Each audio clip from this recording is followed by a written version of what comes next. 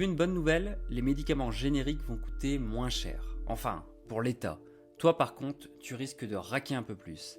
Et si tu habites en milieu rural, tu as même droit à un bonus. Une pharmacie en moins à 15 km de chez toi, cadeau.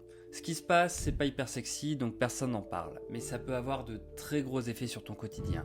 Le gouvernement veut plafonner les remises que les labos font aux pharmaciens sur les médicaments génériques. Aujourd'hui, ces remises peuvent aller jusqu'à 40%. Demain, ce serait entre 20 et 25%. Moins de marge pour les pharmaciens égale pharmacie qui ferme, surtout dans les coins paumés.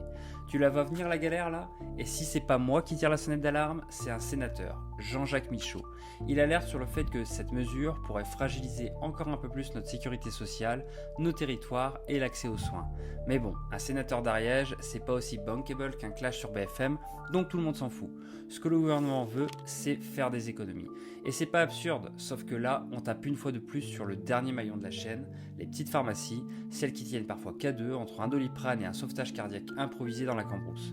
Faut comprendre que ces remises sur les génériques, c'est pas juste un petit plus, c'est jusque 45% du bénéfice d'une officine. On leur coupe ça, on leur coupe la rentabilité. Et une pharmacie qui marche plus, bah elle ferme. Et c'est qui trinque? Les gens qui vivent là, où il y a déjà plus de médecins, plus de trains, plus de réseaux, bref, la France qu'on ne regarde jamais.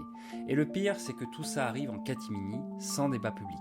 Pas de grande réforme annoncée avec roulement de tambour, juste un changement technique, planqué dans un arrêté, et qui va avoir des effets très concrets. Alors bien sûr, certains diront, mais les génériques, c'est déjà remboursé. Oui, pour l'instant. Mais si on flingue le réseau de distribution, à quoi ça sert qu'il soit moins cher s'il faut faire 50 bornes pour en trouver? On peut faire des économies intelligentes sans casser des équilibres fragiles et surtout sans oublier que la santé, c'est pas une ligne budgétaire.